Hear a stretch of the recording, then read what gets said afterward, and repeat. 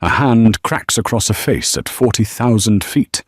The sound is sharp, ugly, and absolute. In the pressurized silence of a multi-million-dollar private jet, flight attendant Tiffany stares at the red mark appearing on the black woman's cheek. "I told you to get out of first class!" Tiffany hisses, drunk on her own small power. The woman, dressed in a simple cashmere sweatsuit, doesn't cry. She doesn't yell. She simply locks eyes with her attacker and delivers a 5-word sentence that stops the plane, triggers a federal investigation, and ends 3 fortunes. She says, "I own the plane." Teterboro Airport in New Jersey is not like other airports. It breathes money. There is no TSA scramble, no screaming children, no fast food courts. There is a quiet hush of leather, jet fuel, and billion-dollar handshakes. It is the preferred gateway for the masters of the universe leaving New York City, and the private terminal for Vance Aviation was the newest, most exclusive jewel in its crown. Serafina Vance walked through the smoked glass doors, a simple black Hermes duffel over her shoulder. She wore no makeup, and her hair was pulled back in a simple, elegant twist. Her charcoal grey cashmere sweatsuit and simple white sneakers were high quality, but screamed comfort, not wealth. To the untrained eye, she could have been a personal assistant, a nanny, or perhaps a favoured niece of an actual client. This was, of course, exactly the point. Serafina was the founder, CEO, and sole owner of Vance Aviation. At 34, she had disrupted an industry dominated by old men and older money. She'd built her fleet from 3 refurbished jets to over 50 state-of-the-art Gulfstream and Bombardier aircraft in less than 5 years. Her company's reputation was built on 2 pillars: unparalleled luxury and absolute, ironclad discretion. Today, she was flying her own New York to LA route, unannounced, as a passenger. It was a spot check, a secret shopper mission to ensure her famously rigorous standards were being met. The lounge attendant at the desk, a bright young man named Alex, saw her and immediately stood, his eyes widening. "Ms. V." Serafina raised a single, subtle finger. He stopped instantly. "My name is Sarah. Just checking on the manifest for the 10 a.m. to LAX. Alex, a consummate professional, caught on immediately. "Of course, ma'am. You are one of 2 passengers today on flight VA 227. Please make yourself comfortable. Ms. Reynolds is handling cabin service today." He gestured toward the lounge, a space of brushed oak, soft Italian leather, and a sprawling bar. "Thank you, Alex." Serafina gave him a small, appreciative nod. He understood. She took a seat in a quiet corner, pulling out a tablet. The only other passenger in the lounge was impossible to miss. She was a woman in her late 50s, with a helmet of stiff, blonde hair and a face pulled taut by expensive surgeries. She was draped in a loud, fur-trimmed cape and was speaking abrasively into her phone. "No," I told him. "If the bid is under 50 million, don't even bother me. It's an insult. An absolute insult." This was, Serafina recognized from the manifest, Mrs. Eleanor Davenport, wife of a shipping magnate, a major investor in one of her chief competitors. Interesting. A moment later, the cabin attendant for the flight entered the lounge. She was tall, blonde, and moved with a brittle, practiced confidence. Her name tag read Tiffany. She immediately bypassed Serafina, making a beeline for the louder, wealthier-looking client. "Mrs. Davenport, I'm Tiffany, your lead flight attendant for today. It is an absolute honor to have you on board." Tiffany's voice was a syrupy coo. "Can I get you a pre-flight glass of Dom Perignon, or perhaps a mimosa?" "Both," Mrs. Davenport snapped, not looking up from her phone. "And make sure it's the 2008 vintage. I can't stand that new swill." "Of course, at once." Tiffany smiled, a wide, plastic grin that didn't reach her eyes. As she turned to go to the bar, she finally clocked Serafina. Her eyes did a quick, dismissive scan, from the simple sneakers to the unadorned face. The smile vanished, replaced by a look of mild irritation. "Ma'am?" Tiffany's voice was no longer syrupy. It was flat, cold. "Good morning," Serafina said, looking up from her tablet. "This lounge is for Vance Aviation passengers only. Are you with a service? Deliveries are at the back hangar." Serafina felt the first prickle of anger, but she kept her voice perfectly level. This was the test. "I'm a passenger on Flight 227. Tiffany's lip curled in a tiny, almost imperceptible sneer. She glanced at the manifest on Alex's desk, then back at Serafina. "Vance, Sarah," she read, her voice laced with disbelief. "Right. Well, coffee is self-serve over there." She gestured vaguely toward a machine before turning her full attention back to retrieving Mrs. Davenport's champagne. Serafina watched her go. The microaggression was textbook. Tiffany had assessed Serafina's race and casual dress, and, in a fraction of a second, had categorized her as other, as less. She hadn't even offered her a drink, let alone the Dom Perignon. Mrs. Davenport, having finished her call, now also noticed Serafina. She nudged Tiffany as she was handed her champagne. "Tiffany, dear," she said, her voice a loud stage whisper, "what is that doing in here? I thought this was supposed to be exclusive." Tiffany leaned in, conspiratorially. "I know, ma'am. I checked. Apparently she's a passenger, probably a competition winner or some diversity hire quota. Don't you worry, I'll make sure she stays separate." Serafina heard every word. Her fingers tightened on her tablet. The test had just begun, and her employee was already failing spectacularly. She took a deep breath, centered herself, and stood up. It was time to board. The aircraft was a Gulfstream G700, the flagship of the Vance Aviation fleet. Its custom interior had cost over $20 million, featuring hand-stitched Italian leather, rare Macore wood paneling, and a full bedroom suite. It was designed to be a sky-bound sanctuary. Tiffany and Mrs. Davenport boarded first, Tiffany fawning over the older woman, carrying her bags, and laughing at her unfunny jokes.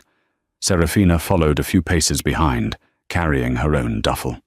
As she stepped onto the plane, Tiffany physically moved to block her path. "Just a moment. Mrs. Davenport is getting settled in the main cabin. You'll be seated in the aft section." Serafina looked past her. The G700 was configured with 3 zones: the main cabin, the conference center, and the aft owner's suite, a private stateroom with a full bed and ensuite shower. Serafina's test booking was, naturally, for the owner's suite. "My apologies," Serafina said politely. "I believe my seat is in the aft stateroom." Tiffany let out a short, sharp laugh. The stateroom? Oh, honey, no. That suite is reserved for our diamond-tier clients, people who own the plane, you know?" She winked at Mrs. Davenport, who was watching with undisguised amusement. "Your seat is 4A in the back." "There is no 4A on this manifest," Serafina said, her voice still quiet, but now edged with steel. "The manifest lists 2 passengers, Mrs. Davenport and myself. My ticket is for the stateroom. Please step aside." Tiffany's face hardened. The plastic smile was gone, replaced by raw hostility. "Look, I don't know who you think you are, or what contest you won to get on this jet, but I am the authority here. You will sit where I tell you to sit. Mrs. Davenport is our priority client. I will not have her disturbed by you wandering around." "Disturbed?" Serafina repeated the word, letting it hang in the air. "Yes, disturbed," Mrs. Davenport chimed in, stepping forward. "People like you are always trying to get things you haven't earned, This is a private flight, not a public bus. Go to the back where you belong." Before Serafina could respond, the co-pilot, Mark, a man she had personally interviewed and hired, emerged from the cockpit. He saw Serafina and his face lit up in a panic. "Miss Vance, good morning. We weren't expecting you." Serafina met his gaze. The jig was up, but the test wasn't over. Tiffany and Mrs. Davenport both froze. "Miss Vance?" Tiffany whispered, her face going pale. But Mrs. Davenport recovered first. She laughed, a harsh, grating sound. "Vance? Oh, I see. Are you related to the owner? Is that it? Are you the scholarship case? The long-lost cousin?" Tiffany, seeing an ally, regained her footing. She looked from Mrs. Davenport to Serafina. She clearly didn't believe the co-pilot. She thought he had simply mistaken the name. "Sarah Vance, not Serafina Vance, right?" she sneered. "Nice try." Mark stepped forward, his expression thunderous. "Tiffany, this is Ms. Serafina Vance, the CEO of—" "Mark," Serafina cut him off, her voice sharp. "Thank you. I can handle this. Return to the cockpit." Mark hesitated, looking at the two hostile women. "Ma'am?" "That's an order. Captain in training." Mark's eyes widened. He nodded, recognizing the tone of his ultimate boss. "Yes, ma'am." He shot one last warning glance at Tiffany and disappeared. The cabin was thick with tension. Tiffany, now genuinely confused and unnerved, was vibrating with anger. She had been challenged, and now, potentially, embarrassed. "You've had your little power trip," Tiffany spat, lowering her voice. "I don't care what your last name is. On this plane, I give the orders. Now go to seat 4A. "There is no 4A, Serafina said again. "I am going to my seat, the one I paid for, the one I own." She made to move past Tiffany. "No, you are not." Tiffany shoved her, not hard, but a clear, physical push. "You are not allowed in the stateroom." "Get your hands off me," Serafina warned, her voice dropping to a dangerous low. "Or what?" Tiffany sneered. "You'll report me. I am the report." "I'm warning you, Tiffany. Stand down." "You don't warn me. You don't warn anyone," Mrs. Davenport cried, clearly enjoying the spectacle. "Put her in her place, Tiffany." It was all the encouragement Tiffany needed. High on adrenaline, classism, and her own unchecked prejudice, she saw Serafina try to step past her one more time. This, Tiffany decided, was an assault. This woman was putting her hands on her. This was her plane. "Get out of first class," Tiffany shrieked, and with all her strength, she drew back her hand and slapped Serafina hard across the face. The sound was shockingly loud. It echoed off the expensive wood and leather. In that instant, everything stopped. The hum of the auxiliary power unit, the faint chatter from the cockpit, the very air in the cabin. It all seemed to go utterly, deathly silent. Serafina didn't flinch. She didn't gasp. She simply stood there, the bright red imprint of Tiffany's hand blooming on her cheek. She turned her head slowly, her dark eyes locking onto Tiffany's. Tiffany was breathing hard, her chest puffed up, her eyes wide with a mixture of rage and triumph. Mrs. Davenport behind her actually clapped her hands once. "Well done. It's about time someone taught her some manners." The cockpit door burst open. This time it was both pilots, Mark and the senior captain, Miles. They had heard the shriek and the slap. They saw Serafina holding her face and Tiffany standing over her, looking victorious. "What in God's name is going on here?" Captain Miles bellowed, his voice the sound of pure authority. "She assaulted me, Captain," Tiffany said immediately, pointing a shaking finger at Serafina. "This passenger refused to take her seat, and she pushed me. I defended myself." "I saw the whole thing," Mrs. Davenport added, stepping into the aisle. She was abusive, violent, and refused to follow protocol. This attendant, Tiffany, is a hero. She protected me." Captain Miles looked at Serafina, his brow furrowed. He didn't recognize her on sight. He just saw a passenger with a red mark on her face and his flight attendant claiming assault. "Ma'am," he said, his voice clipped and professional. "Is this true? Did you assault a member of my crew?" Serafina lowered her hand from her cheek. The ice in her gaze was absolute. It was so cold, so powerful, that even Captain Miles took an involuntary half-step back. She ignored the captain. She ignored Mrs. Davenport. She spoke only to Tiffany, her voice perfectly calm, clear, and loud enough for everyone in the cabin to hear. "Tiffany," she said. Tiffany, still riding her wave of adrenaline, snapped. "What? What is the call sign for this aircraft?" Tiffany blinked, thrown by the non sequitur. "What? That's classified." "It's not," Serafina replied. "It's on the tail. This is November 700 Victor Alpha, N700 VA. Do you know what the VA stands for, Tiffany?" Tiffany's face was blank. The adrenaline was fading, and a cold dread was beginning to seep in. I don't know what you're talking about." "It stands," Serafina said, "for Vance Aviation." I know where I work," Tiffany stammered. "No," Serafina said. "I don't think you do, because if you did, you would know that every single asset, every plane, every call sign is personally registered." She took a step closer, and Tiffany flinched. N700 VA, N701 VA, N702 VA. They are all registered to one person. Serafina paused, letting the silence stretch. Tiffany was pale as a ghost, her eyes darting between Serafina, the captain, and Mrs. Davenport. "You just assaulted me," Serafina said, her voice a whisper that carried like a gunshot. "On my own property." She turned to Captain Miles. "Captain, put down the sat phone. Connect me to the ground. I want a direct patch to Robert Harrison, my COO. I want a full security and medical team on the tarmac at LAX, and I want the LAPD."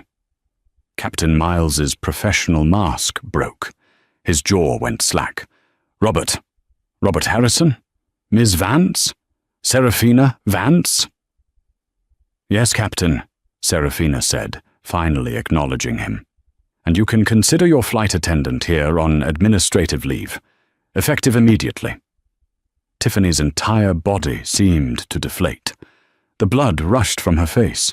Her mouth opened, but no sound came out. She looked at Serafina, her eyes wide with a dawning, catastrophic horror. I, Tiffany stammered, her hands fluttering to her chest. "I didn't. You're—" Serafina looked her dead in the eye. The moment had finally arrived. "You told me to get out of first class," Serafina said, her voice echoing the attendant's own shriek, but with a terrifying, controlled calm. "You slapped me. And then you froze." She took a small step back, gesturing to the cabin, the cockpit, the wings, the very air around them. "You just told me to get off my own plane. I am Serafina Vance. I own this plane. I own this entire company." The freeze was absolute. Tiffany looked as if she had been flash-frozen, her mouth open, her skin a waxy pale yellow. The only sound was a small, strangled gasp that escaped her throat. Mrs. Davenport, for her part, had turned to stone. Her smug, cruel smile was gone, replaced by a mask of slack-jawed disbelief. That's not possible," she whispered. She's the boss, ma'am," Captain Miles said, his voice grim. He turned to his co-pilot. "Mark, escort this passenger, Mrs. Davenport, to the conference room and have her remain there. Do not leave the cockpit unattended." He then turned to Tiffany. "You, go to the aft galley. Do not come out. Do not touch anything. Do you understand me?" Tiffany nodded. dumbly, her eyes unseeing. She looked like a sleepwalker or a woman who had just seen a ghost. She stumbled backward, bumping into the bulkhead, and all but fell into the small crew galley, pulling the curtain shut. "Miss Vance?" Captain Miles said, his face etched with professional horror. "My apologies. I had no idea. Are you all right? We have a full medical kit." "I'm fine, Captain," Serafina said, touching her tender cheek. "But I am not fine with my company. Please make the call. I want Robert Harrison on the line before we hit cruising altitude." "Yes, ma'am." The captain scrambled back into the cockpit. Serafina finally walked past the empty main cabin, through the conference area, where Mrs. Davenport was now sitting, ashen-faced, being watched by Mark, and into the owner's suite. She closed the solid wood door, shutting out the rest of the plane. She sat on the edge of the queen-sized bed, took a deep breath, and let the mask of control fall.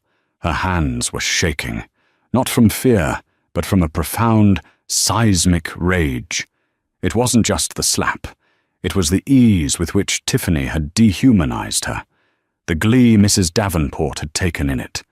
It was the casual, venomous assumption that a black woman in a sweatsuit could not possibly belong. A few minutes later, the sat phone on the desk chimed. She picked it up. "Sarah?" Robert Harrison's voice was tinny, but full of concern. "Miles patched me through. He said there was an incident. Are you okay? What happened?" Serafina leaned back, closing her eyes. "Robert, I have good news and I have bad news. The good news is, our new G700 is a beautiful ride.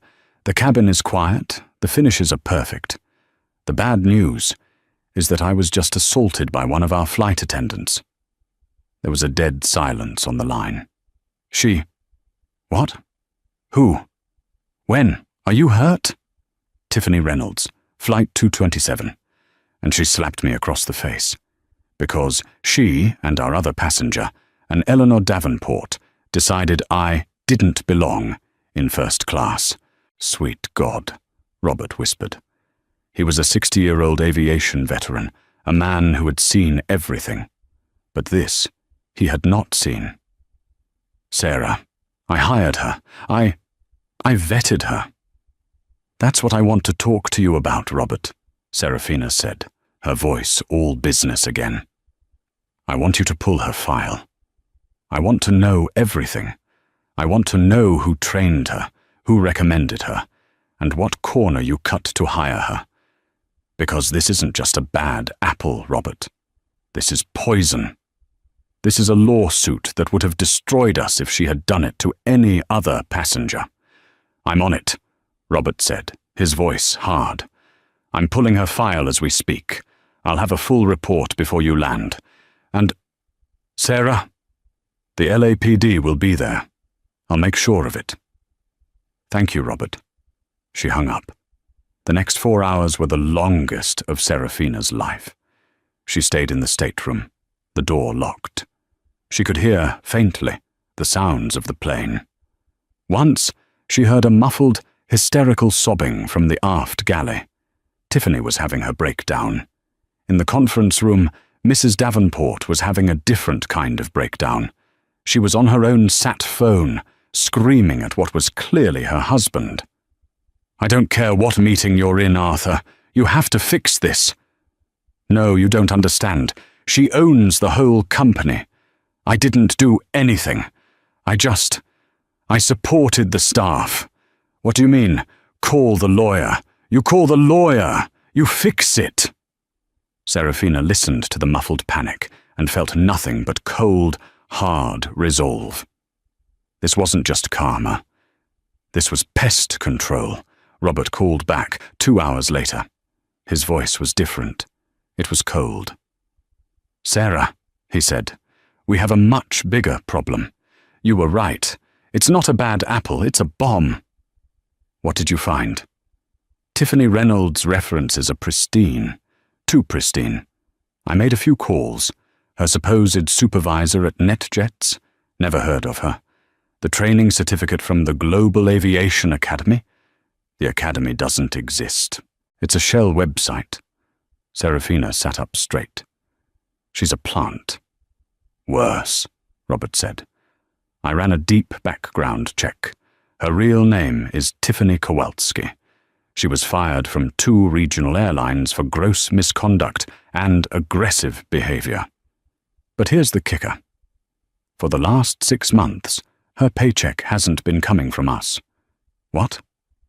We pay her, of course, but every 2 weeks she gets a second, much larger deposit into an offshore account. The deposits trace back to a holding company in the Caymans, one that is wholly owned by Aerolux. Aerolux, her main competitor, the company run by Arthur Davenport. Robert, Serafina said, the pieces clicking into place with horrifying clarity. The other passenger, it's Eleanor Davenport, Arthur Davenport's wife. This time, the silence on the phone was a palpable shock. Oh my God, Robert breathed. Sarah, it was a setup. It was a planned, deliberate setup. They didn't just hire a racist, they hired a violent one, put her on a plane with a witness in on the con, and waited for her to assault a person of color. They were probably filming it. They would have leaked the video, sued us, and destroyed our reputation in one move. Serafina's blood ran cold. But they never, in their wildest nightmares, expected that person to be me. They thought they were attacking your brand, Robert said, his voice full of gravel. They had no idea they were attacking the brand's owner. What are your orders, boss? Serafina looked at the red mark on her face in the mirror. It had faded to a dull, angry purple. Her orders were simple. This isn't just assault anymore, Robert. This is corporate espionage. This is a federal crime. I don't just want the LAPD. I want the FBI. The descent into Los Angeles was tense. Captain Miles announced their arrival with a clipped, professional monotone. But the entire crew knew this was no normal landing. They weren't directed to the usual private terminal at LAX. Instead, they were guided to a remote, isolated hangar on the south side of the airfield, far from any prying eyes or paparazzi. As the G700 taxied to a halt, Serafina looked out the stateroom window. The sight that greeted her was one of grim satisfaction. There were no valets. There were no black sedans waiting to whisk passengers away. Instead, the tarmac was lit by the flashing blue and red lights of 3 LAPD squad cars and 2 black, government-issue Suburbans. Standing near the hangar doors were Robert Harrison, 2 stone-faced men in dark suits, Serafina's personal lawyers, and 2 other individuals, a man and a woman, in the unmistakable sober suits of the FBI. The engines spooled down. The cabin door was unlatched. Robert Harrison boarded the plane first, his face a mask of controlled fury. He walked straight past the main cabin, past the curtained galley where Tiffany was hyperventilating, and went to the stateroom. He saw Serafina, and his face softened for just a moment. Sarah, are you okay? I am now, she said, grabbing her duffel. Is everyone in place? They are. The FBI agents are here for the espionage charges. The LAPD is here for the assault. He nodded. It's time. Serafina walked out of the stateroom. She paused at the galley curtain and pulled it back. Tiffany was huddled on the small jump seat, her face streaked with tears and mascara. She was rocking back and forth, muttering, I'm sorry, I'm so sorry, I didn't know. When she saw Serafina, she lunged forward, grabbing at her legs. Please, Miss Vance, please, it was a mistake. I was stressed. She pointed a shaking finger toward Mrs. Davenport. She egged me on. Please, I'll do anything. I'll work for free. Don't ruin my life. Serafina looked down at the groveling woman with pure, unadulterated disgust. You didn't know it was me, Serafina said, her voice like ice. But you knew I was a human being. You knew I was a passenger. You just didn't think I was one that mattered. No, that's not true, Tiffany sobbed. Save it, Serafina commanded. You're right about one thing. You didn't just make a mistake. You committed a felony. Multiple, in fact. 2 uniformed LAPD officers boarded the plane. Tiffany Kowalski, one of them asked. Tiffany's head snapped up. Kowalski, no, it's Reynolds. Ma'am, you are under arrest for assault, battery, and reckless endangerment on an aircraft. The officer pulled her to her feet, cuffed her hands behind her back, and began to read her Miranda rights. No, no! Tiffany shrieked, her voice echoing through the cabin. You can't do this. It was a mistake. Mrs. Davenport, tell them she attacked me. All eyes turned to the conference room. Mrs. Davenport had her fur cape wrapped tightly around her, her face a mask of terror. She saw the police, the men in suits. She saw her game was over. She stammered. I don't recall exactly what happened. That won't be necessary, ma'am, one of the FBI agents said, stepping onto the plane. He held up a small, high-definition camera, no bigger than a coin. It seems your accomplice, Ms. Kowalski, was filming the entire encounter for your employers at Aerolux. We pulled it from her jacket pocket.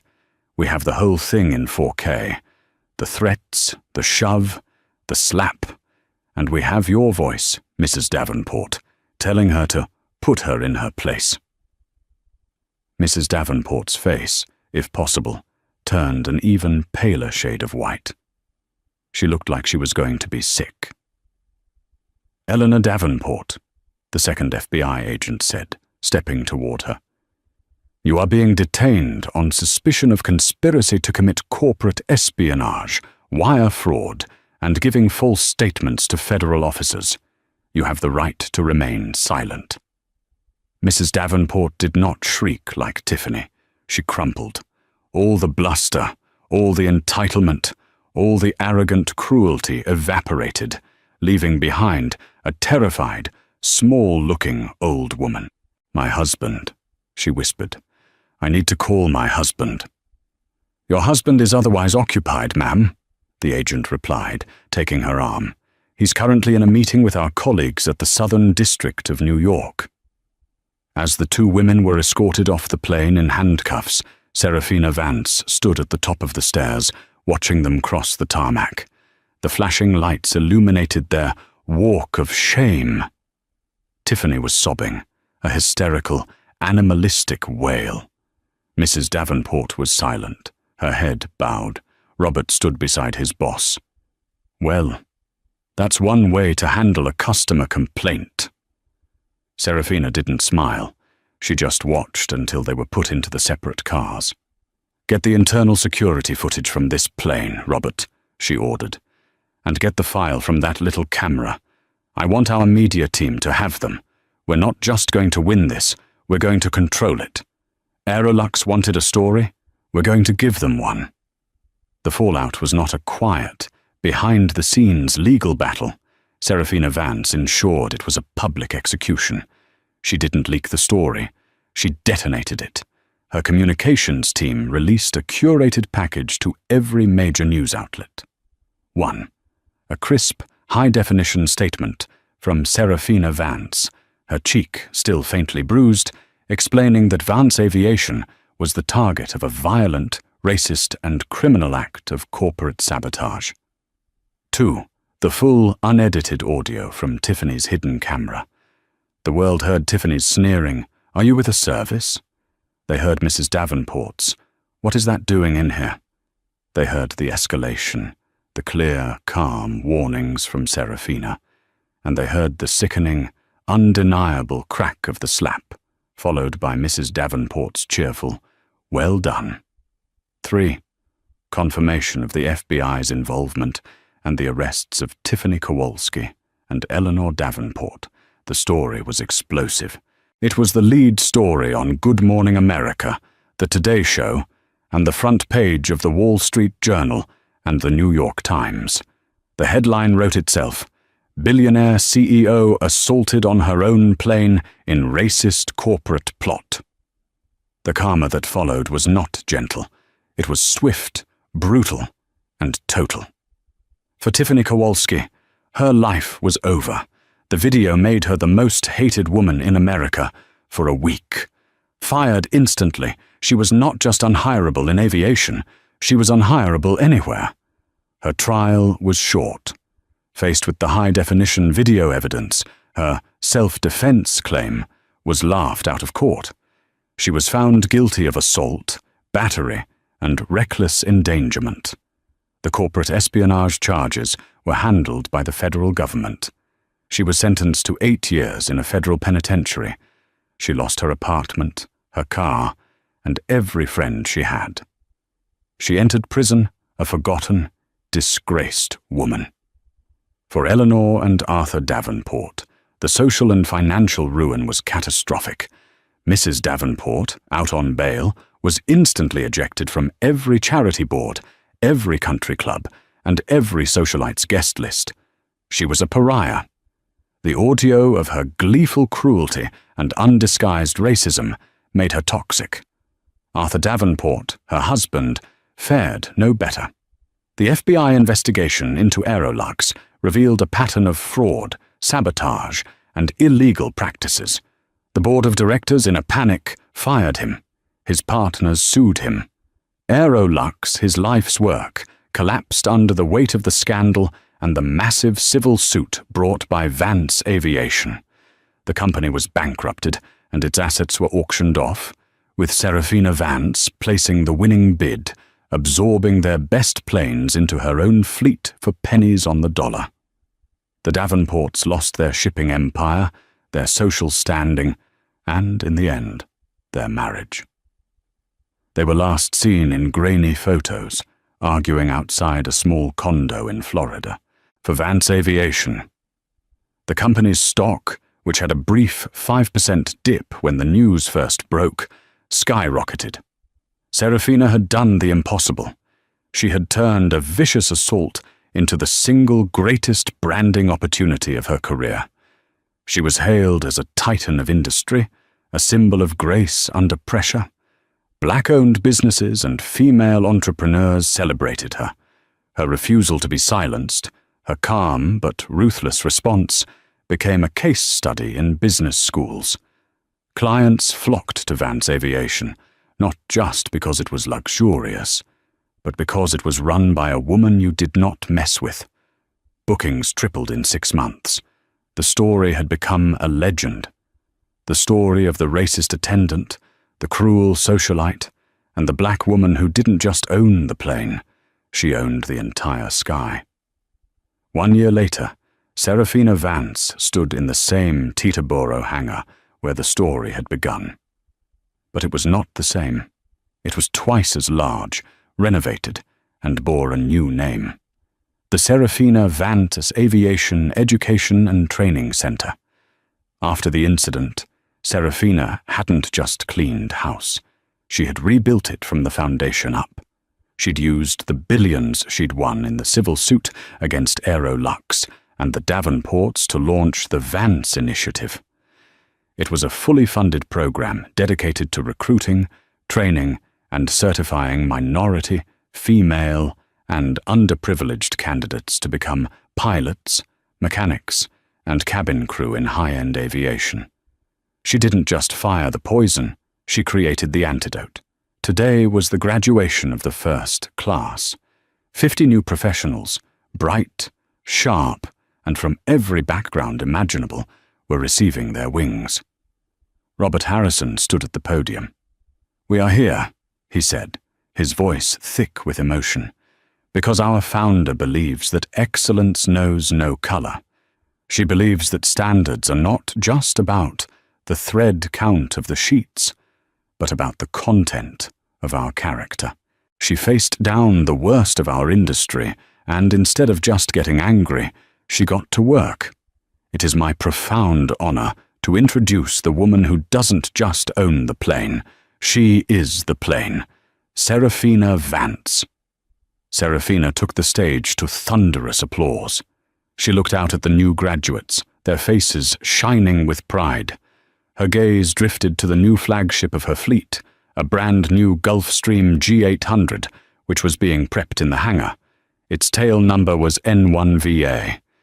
She smiled, the scar on her cheek long since faded, but the memory, a permanent steel rod in her spine.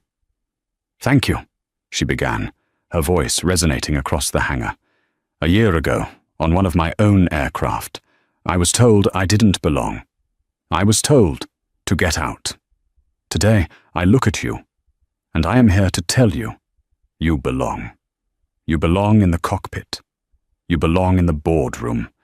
You belong in the owner's suite. We are not just building a company that flies planes.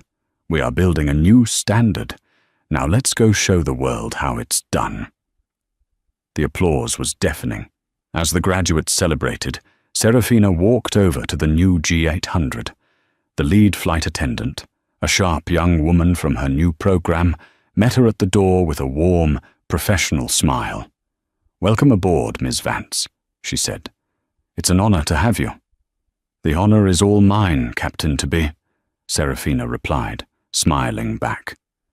She stepped onto the plane, took her seat in the owner's suite, and as the doors closed, she looked out the window. She had faced the fire, and she hadn't just survived. She had used the flames to forge an empire. The maiden voyage of N1VA, Serafina's new flagship G800, was meant to be a victory lap. It was a statement. The destination was the World Economic Forum in Davos, Switzerland, where Serafina was, for the first time, the keynote speaker. She wasn't just attending as a successful CEO. She was being presented as a global leader in ethical business and corporate resilience. The cabin was a testament to her new standard. The fragrance was a custom blend of white tea and fig. The crew, all graduates of her new initiative, moved with a quiet, sharp efficiency that was both warm and precise. In the cockpit sat Captain Alani Kosis, the valedictorian of the first class. Her co-pilot was Ben Torres, a former Air Force Systems engineer. In the cabin, the lead flight attendant was Maria Sanchez, a 20-year industry veteran whom Serafina had personally headhunted from a legacy airline, convincing her to join a company that valued character as much as experience. Robert Harrison sat across from Serafina in the main cabin, sipping a glass of water. "I have to say, Sarah," he remarked, his voice low, This is good. That nightmare with the Davenports, it feels like another lifetime." Serafina looked out the window at the deep, endless blue of the North Atlantic, 39,000 feet below. "It is, Robert. We didn't just survive it. We set a new precedent." She felt a rare, genuine sense of peace. She had faced the ugliest parts of her industry, the racism, the classism, the cutthroat sabotage, and she had won. She had built a fortress. Her new plane, N1VA, was the pinnacle of that fortress. It was the safest, most advanced private jet in the sky. The peace lasted for another hour. It was broken by a single, subtle flicker of the cabin lights. It was so fast, Serafina thought she'd imagined it. Then, a second later, the plane gave a sudden, sickening lurch to the left.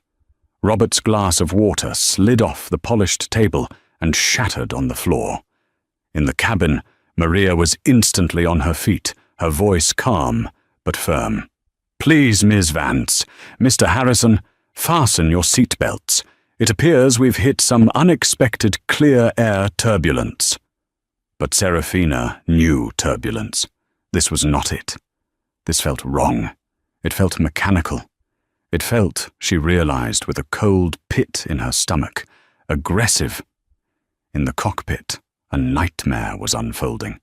"What was that?" Ben Torres, the co-pilot, said, his hands already dancing over the controls. "Not turbulence," Captain Alani Kosis snapped. Her eyes were fixed on the primary flight display, A sea of amber and red warning icons was suddenly blossoming across her screen. "Master warning! Master caution!" The plane's automated voice announced, its calm tone horrifyingly at odds with the message. "Hydraulic failure. Hydraulic failure." "Lost main system," Alani said, her voice impossibly steady. She was already working the problem, her hands moving with trained precision. "Bleeding pressure. Fast. Go to backup." "Switching to backup," Ben confirmed. He flipped the guarded switch. Nothing. He tried again. "Captain, the backup system it's unresponsive. The computer is rejecting the command." Alani's blood ran cold. On a G800, that was not possible. The systems were triple redundant. For the main and the backup to fail simultaneously while the computer fought them. "This isn't a failure, Ben," she said, her knuckles white as she gripped the yoke, fighting the plane's sickening tendency to bank left. "This is an attack." The intercom chimed. It was Serafina. "Captain Kosis, report." "Ma'am, we have a critical flight control issue. I advise you to return to your seat and prepare for an emergency," Alani said, her voice pure, condensed professionalism. "I'm coming to the cockpit," Serafina replied. The door opened, and Serafina entered, bracing herself against the bulkhead as the plane shuddered. She saw the screens. She was no pilot, but she knew what a board full of red meant. "What is it?" "We've lost primary and secondary hydraulics," Alani said, not taking her eyes off the horizon. "And the fly-by-wire system is compromised.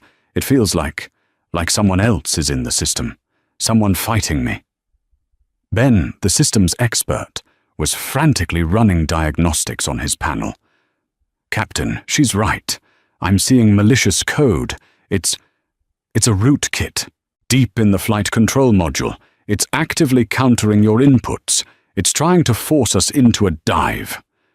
Serafina's mind flashed back to the Aerolux investigation, the sabotage, the criminal network.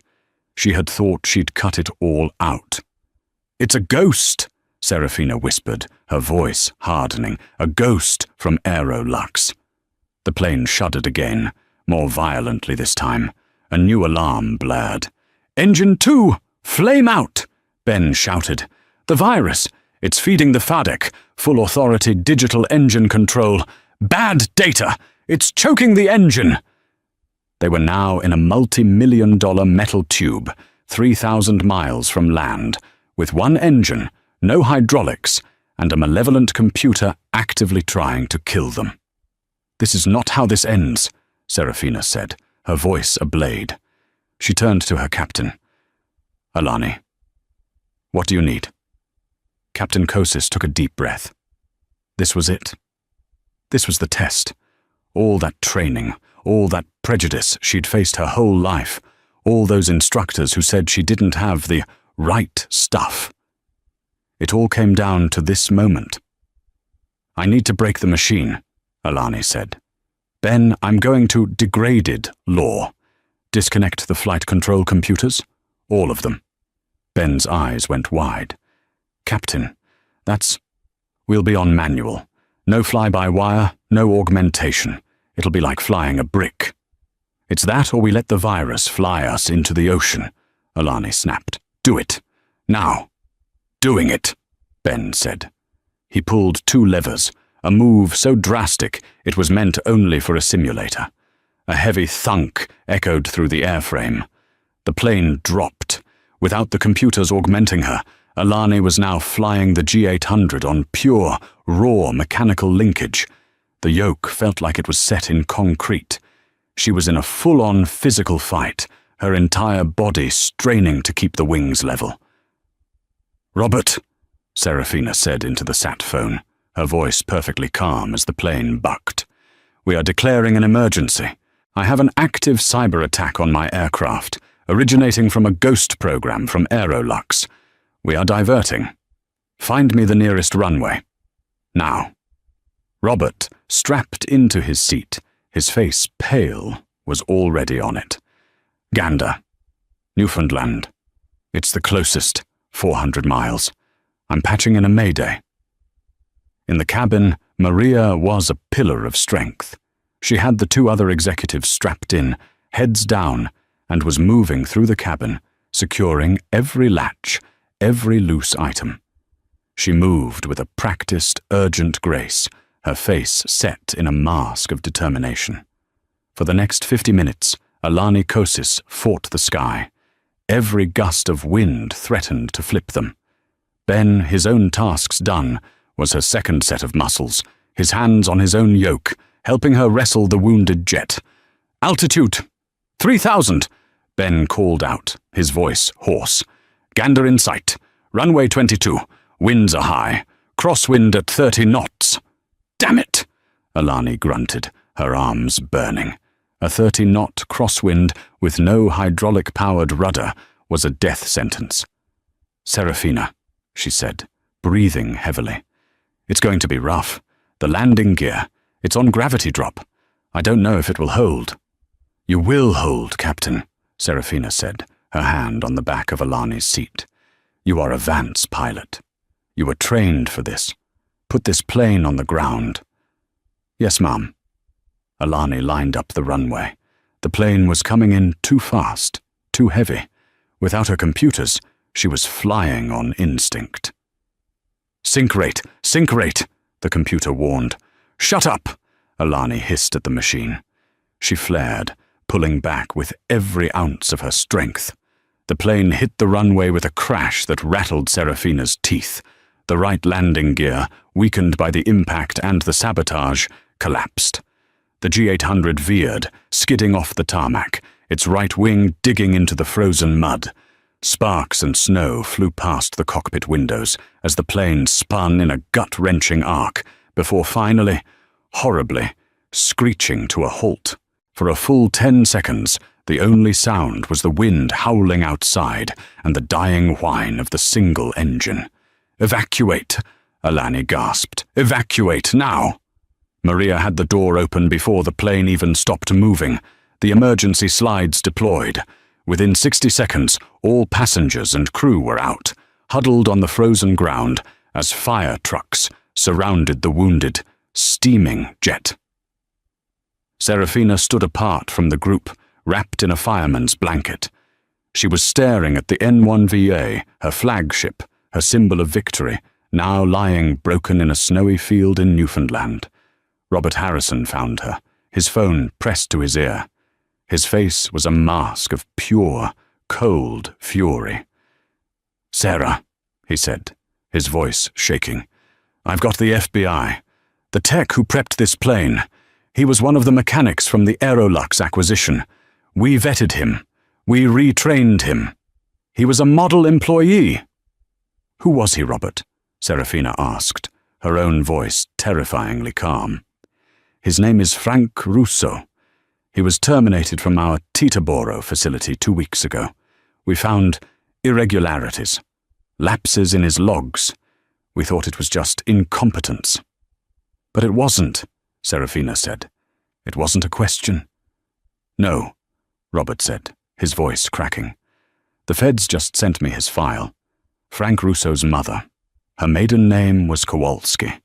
He is Tiffany Kowalski's first cousin." Serafina closed her eyes. The ghost. The last, venomous remnant of the life she thought she had left behind. Tiffany's family. They hadn't just been racist. They hadn't just been spiteful.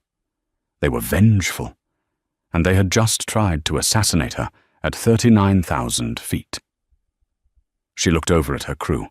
Alani and Ben were talking to the NTSB investigators. Maria was checking on the other executives. They were shaken, they were cold, but they were alive. They had performed perfectly. Her new standard had held, not against a verbal assault, but against a lethal, technical one. A cold, hard fire lit in Serafina's eyes. She had been merciful, in a way. She had let the Davenports crawl away into their bankrupt obscurity. She had let the law handle Tiffany. This was different. This was not just an attack on her. This was an attack on her people, on her legacy. She turned to Robert. "Get me a new plane. I'm still going to Davos. I'll be late, but I will be there." "And Russo?" Robert asked. "Russo is the foot soldier," Serafina said, watching the wind whip snow across the broken wing of her jet. "I want to know who funded him. I want to know who he talked to. I want to know everyone who ever had lunch with Arthur Davenport or sent $1 to Tiffany Kowalski's prison commissary. I didn't just win a lawsuit, Robert. I started a war. And they just tried to kill the Queen." She pulled the blanket tighter. "It's time to end it. Find them all. Find every last ghost in my machine and exorcise them." And that's how a simple flight turned into a battle for $1 billion empire. Serafina Vance's story teaches us a powerful lesson. Never, ever judge someone by their appearance. The person you underestimate might just be the one who owns the entire plane. The hard karma that hit Tiffany and the Davenports wasn't magic. It was the direct result of their own hate and arrogance. Serafina didn't just get revenge, she got justice. She changed the game, proving that the best response to prejudice isn't just to rise above it, but to come back and buy the whole building. What did you think of Tiffany's downfall? Was it justified? Let us know in the comments below. Thank you for watching. If you loved this story of shocking twists and hard karma, please make sure to like this video and share it with someone who needs to see it. And don't forget to subscribe to our channel and hit that notification bell so you never miss another story.